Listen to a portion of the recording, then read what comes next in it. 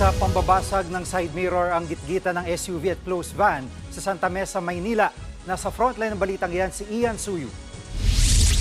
Sinugod at hinampas ng lalaking nakaitim ang side mirror ng isang closed van sa V-Mapa, Old Santa Mesa sa Maynila.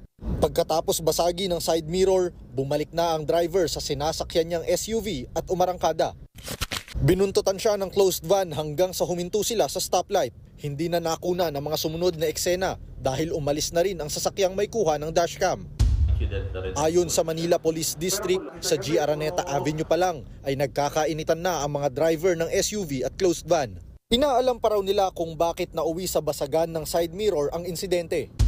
So far, wala pa tayo nakukuhang report. Walang nagpupunta ng istasyon kung saan nakakasakop doon. At nagtanong na rin tayo, baka may nag-report dito sa atin sa Manila Traffic Enforcement Unit, pero ganoon din, wala rin tayo nakuhang information. Posible raw maharap sa kasong malicious mischief ang SUV driver na nanghampas sa closed van. May payo naman ng MPD sa mga motorista, lalo't titindi pa ang traffic ngayong holiday season. Wala may dudulot yung init ng ulo. Parehas tayo mainit, walang mangyayari dyan kung hindi magliliyab tayo parehas. Nagbabalita mula sa Frontline, Ian Suyu, News 5. Mga kapatid, Jiggy Manikad po, iba na ang may alam at may pakialam sa panahon ngayon. Para sa konkreto, kumpleto at komprehensibong balitaan sa Frontline, mag-follow at mag-subscribe sa social media pages ng News 5.